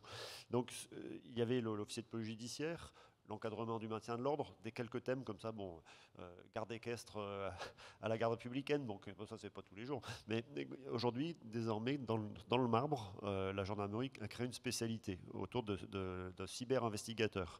Donc ce sont des gens qui vont lever la main pour suivre une formation d'1 an, et ceux qui réussissent seront automatiquement dans une spécialité de gestion, c'est-à-dire qu'ils auront un parcours de carrière protégé avec des accès en formation continue, et on a comme ça une certaine consécration des fonctions et des compétences qui vont avec. Ça, c'est pour un peu monsieur tout le monde, puisque je vous disais que chez nous, on va quand même en avoir c'est une compétence assez répandue, mais qui nécessite un gros investissement. Le deuxième grand trait de compétence qu'on a chez nous, donc c'était les quelques experts que l'on recrute sur étagère, et là, clairement, c'est le caractère très exceptionnel de la mission, parce qu'on touche par le biais des enquêtes de très haut niveau au cœur des entreprises, à leur relation extrêmement étroite avec des criminels, avec des grands groupes, des prestataires qui assurent des services. Et donc ces gens-là, ils ne viennent pas pour faire une carrière, ils viennent pour faire 5 ans, 10 ans. Souvent, ça a lieu dans le premier, deuxième tronçon de carrière, c'est-à-dire le premier poste, le deuxième poste. On est assez marqué comme ça. Un officier de gendarmerie généraliste va faire 10 postes, 12 postes dans sa carrière, en bougeant de région avec sa famille, etc. En fait, les jeunes ingénieurs que l'on recrute de manière mission exceptionnelle, compétences rares, ces gens-là viennent chez nous, cochent une case, 2 cases. Et assez souvent, dans les milieux de la recherche ou de la haute technicité de l'État, les RH estiment que quelqu'un qui est resté 10 ans, c'est un miracle. C'est-à-dire qu'une mission de 5 ans, un contrat de 5 ans, chouette, on a réussi à le recruter. Si la personne redouble, c'est qu'elle est passionnée. Et heureusement, ça arrive en fait. Ça arrive pas mal qu'on garde les gens jusqu'à 10 ans. Mais oui, on n'est plus du tout entre le début, on va vous faire prendre un petit peu de galon, on va vous assurer des formations tout au long de votre carrière, etc. Et là, on est clairement sur, on vous a recruté, vous restez 10 ans, et le boulot est rempli. Donc c'est là aussi, les personnes viennent, cochent 2-3 cases, et puis après ça, quand ils ont 35-40 ans, et la fonction publique ne parvient plus à satisfaire les appels à la rémunération de haut cadre. Merci beaucoup à tous les 6 pour vos éclairages sur ces sujets. J'ai 2 petites dernières questions pour clôturer cette table ronde. On a beaucoup parlé de passion dans la cybersécurité. Est-ce que la cyber, c'est un métier passion? Est-ce qu'il faut être passionné pour se lancer dans ce secteur? Et ma deuxième question, si jamais il y a des étudiants dans la salle, des personnes qui hésitent encore à se lancer, quel serait votre conseil pour ne plus hésiter? Qui veut se lancer? Michel? Alors oui, c'est un métier de passion. C'est un métier qui est passionnant. On touche à plein de choses. Voilà. Donc s'il y a des étudiants à la salle, vous avez choisi le bon truc. Attention, c'est dangereux parce qu'on y met le doigt puis on se retrouve impliqué. Je lisais le rapport de l'attractivité des métiers de l'ANSSI, des métiers de la cyber fait par l'ANSSI il y a quelque temps. Il disait qu'un des enjeux, c'était la séparation vie privée, vie professionnelle. Ma femme, si elle était là, pourrait vous en parler. Il y a des week-ends qui sont chargés. Mais c'est vraiment un métier qui est passionnant. Voilà, donc le matin, on peut travailler sur la sécurisation de Microsoft 365. Et puis, dans la foulée, on bascule sur l'architecture réseau. Et puis, on finit avec la cryptographie post-quantique en étant passé par tout un tas de domaines, la plus grosse segmentation du réseau. Enfin, voilà, donc, en fait, c'est des domaines qui sont extrêmement variés. Et comme je disais tout à l'heure, on touche à tout, en fait. Et on ne s'ennuie pas. Il faut travailler et persévérer pour les jeunes étudiants et ça marche. Florence? Oui, je vais dans le sens de Michel. Bien sûr, c'est passionnant et c'est d'autant plus passionnant qu'on peut en faire, donc encore une fois, sans être un profil hyper technique. Et surtout, c'est un secteur qui évolue sans arrêt. Enfin, moi, je le vois sur les 20 dernières années. On ne fait pas de la cybersécurité aujourd'hui comme on en faisait il y a 20 ans et comme on en fera sans doute dans 20 ans. Aujourd'hui, on voit les sujets géopolitiques qui prennent une ampleur incroyable dans les thématiques de cybersécurité c'est devenu vraiment il faut être au fait de l'actualité, il faut connaître les nouvelles technologies bien sûr, mais on apprend sans cesse et c'est ça qui est passionnant dans ce métier. Je trouve que c'est ça aussi qui fait vibrer dans la vie professionnelle, c'est de pouvoir apprendre sans arrêt, donc c'est génial. Et puis, en t'écoutant, je pense à un truc, c'est un des rares métiers de sécurité où on ne dit pas non. En fait, moi j'ai commencé la cyber il y a 30 ans, on disait la sécurité informatique, ils disent tout le temps non. Aujourd'hui, c'est l'inverse. C'est-à-dire que quand un métier vient nous voir, je voudrais faire ça, on dit oui. Peut-être qu'on va le faire différemment que tu l'avais imaginé, mais au contraire, on les embarque avec nous, on est content qu'ils viennent nous poser la question, on les embarque avec nous, et avec eux, on construit la solution, on construit une solution sécurisée. Moi, les métiers dans les cyber, moi, je leur dis, mais un système d'information qui est sécurisé, c'est un système d'information qui fonctionne. Donc on fait un truc passionnant avec eux, et c'est vraiment top. Pascal? Alors je vais faire mon pinailleur. C'est vrai qu'on rencontre plein de gens passionnés, et c'est génial d'avoir des gens passionnés, mais si on veut aussi remplir tous les postes qu'il y a à remplir, il faut aussi expliquer que même si on n'est pas passionné, ça reste un métier qui est hyper riche, c'est un métier de savoir-faire, de savoir bien faire. Et on n'a pas besoin d'y passer non plus ses nuits, et on peut avoir une vie à côté. Enfin, voilà, la passion, c'est génial. Moi, j'en suis un, mais on rencontre aussi plein de gens qui font très bien de la cyber, qui n'en font pas toute leur passion, qui font plein d'autres choses à côté. Donc, c'est bien d'avoir aussi cette vue de la cyber qui est juste la richesse de ce que ça peut apporter. On peut être passionné et ne pas travailler nuit et jour. Ça, c'est sûr. Tana ? Il y a plein de métiers dans la cyber. Donc il y en a pour tout le monde, en fait. Et oui, moi, je n'aurais jamais pensé faire de la cybersécurité depuis 22 ans. Je pense que je n'ai pas une seule année qui a été identique à la précédente. Je pense qu'il y a toute l'évolution aussi technologique qui a rajouté beaucoup de challenges et de choses nouvelles à apprendre. Mais je pense que pour aussi refléter peut-être cette passion et le côté grisant de la cybersécurité, il ne faut pas se mentir, c'est un métier difficile. Je pense que c'est un métier pour lequel, si on n'y croit pas, c'est vraiment difficile. Et j'avais lu le rapport du Forum économique mondial qui, chaque année, publie la liste des risques qui pèsent sur le monde, qui sont les plus critiques. Et la sécurité en fait partie régulièrement, aux côtés du changement de climat, aux côtés des conflits armés. Donc c'est vraiment un sujet de société. Et donc je reviens encore sur ce côté, on a besoin d'un maximum de personnes qui ont des perspectives différentes pour vraiment adresser ce problème de société qui nous concerne tous. Et donc plus on aura de monde à bord, mieux ce sera. Et je pense que donner peut-être cet objectif plus grand que nous est intéressant. Chez Logitech, on travaille par exemple aussi avec le Cyber Peace Institute, qui est une ONG basée à Genève, qui aide d'autres ONG, parce que c'est comme les PME, elles n'ont pas les compétences, elles n'ont pas les savoir-faire dans leurs équipes, pour pouvoir adresser les problèmes de sécurité. Donc ils font appel à des experts de sécurité dans les entreprises qui vont faire du bénévolat et donner de leur temps pour les aider de façon ponctuelle. Et quand on parle de ça à nos candidats qui postulent à nos offres d'emploi, ils ont des étoiles dans les yeux parce que ça va encore, ça va un pas plus loin, ça va encore au-delà de juste faire de la sécurité pour une entreprise. On peut vraiment changer des choses dans le monde et créer un futur meilleur. Et trouver beaucoup de sens dans son travail. Ça. Colonel Piat, un mot de la fin peut-être ? Bon, alors je m'essayais à juste une toute petite ouverture, un peu plus loin que de ce que j'ai dit jusqu'à présent. Je pense que l'avenir de la cybersécurité, ça va être aussi une extension des domaines où on va devoir développer des compétences nouvelles, puisque aujourd'hui, l'exemple tout simple des hébergeurs, beaucoup d'entreprises ont encore de l'hébergement interne. Les banques, typiquement, ont leurs propres serveurs administrés en dur dans leur propre data center. Et la résilience, les règles de cybersécurité poussent parfois à ne pas être dépendants de sous-traitants qui peuvent être eux-mêmes en grande tension. Et en cas de crise d'importance, il ne s'agit pas d'être dépendant d'un prestataire qui va se trouver faillible. Et donc, on assiste aussi à des métiers qui vont être réinternalisés parce que les règles d'engagement en résilience vont imposer de ne plus être dépendants tous azimuts. Donc je pensais aux frigoristes, alors ça ne s'appelle pas comme ça, mais ceux qui gèrent le refroidissement des data centers. Demain, on sait que c'est un métier qui aujourd'hui est sous tension. Un certain nombre de très grands groupes cherchent actuellement à recréer des filières, pourquoi pas en interne. Alors on parle de très grands groupes, évidemment, parce que on ne recrute pas des frigoristes a priori par défaut. Mais voilà, ce sera aussi ça l'enjeu de demain. Ça l'est en tout cas pour le ministère de l'Intérieur.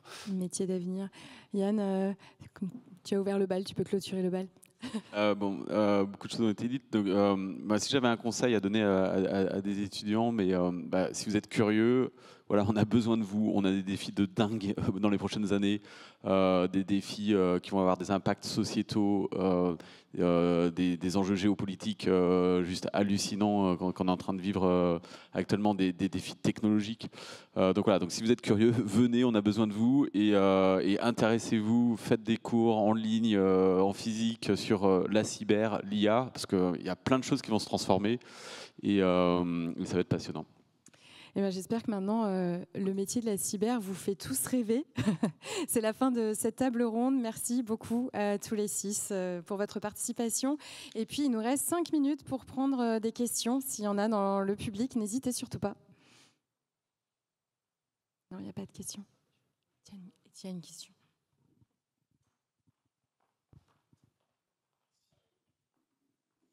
Merci beaucoup. Donc Étienne, je suis responsable des formations cyber chez Open Classrooms. Sur le recrutement des moutons à 5 pattes, donc on se dit que c'est assez délétère. Il y a plein de bonnes pratiques. Il y a un existant qui a été évoqué aujourd'hui, l'existence des formations Bac+3, les mobilités en interne, les profils, plein d'autres sur les fiches de poste en elles-mêmes, etc. Au-delà de ça, on voit que ça se diffuse pas massivement ou pas assez vite. Est-ce que vous avez des idées pour massifier et accélérer la diffusion de ces nouvelles bonnes pratiques pour recruter différemment, puisqu'on a quand même des belles réussites sur ces nouveaux, enfin sur des recrutements de moutons à quatre pattes? Peut-être juste en 2 secondes. Moi, je pense qu'il faut. On avait commencé à faire un lien avec l'Association nationale des DRH. Et je pense qu'on les a invités au campus et je pense qu'il faut qu'on continue à travailler avec eux, parce que c'est un énorme réseau et ça peut démultiplier complètement en passant par l'Association nationale des DRH. Oui, je pense que les DRH ont un rôle clé à jouer, mais il y a également un rôle des personnes qui recrutent, c'est-à-dire les RSSI, les DS, enfin, ou les directions du numérique technologique, peut-être aussi d'accepter que le profil ne soit pas similaire à tous les autres, soit un petit peu différent, avoir cette importance des soft skills, on en a parlé, qui doit aussi essayer de les faire transparaître dans les recrutements. Après, il n'y a pas de recette magique, mais vraiment les DRH ont un rôle très très important à jouer.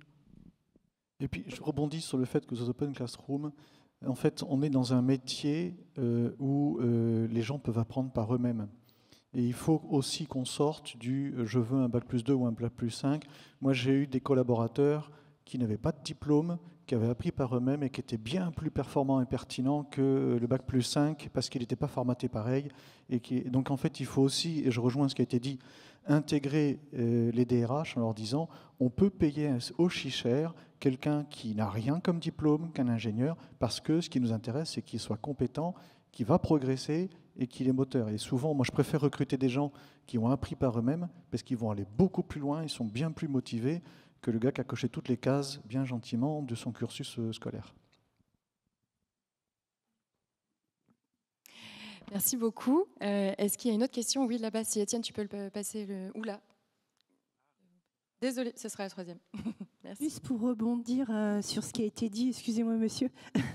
Donc Séverine Michaud, AFNOR Certification. Donc nous, à notre petit niveau, en fait, je suis responsable de l'activité certification de compétences. On développe de plus en plus des certifications de compétences justement pour apporter donc une compétence supplémentaire en matière de cyber, justement sur des publics qui ne viennent pas forcément de la cyber, ou apporter justement quelque chose qui va permettre d'inonder un peu les bonnes pratiques au sein des entreprises.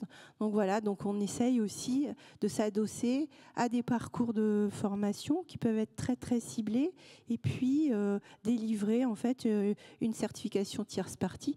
Et comme ça, l'étudiant ou le professionnel va pouvoir le valoriser. Et voilà. Donc bon, c'est à notre petit niveau. On essaye de contribuer à la prolifération des bonnes compétences en matière de cyber.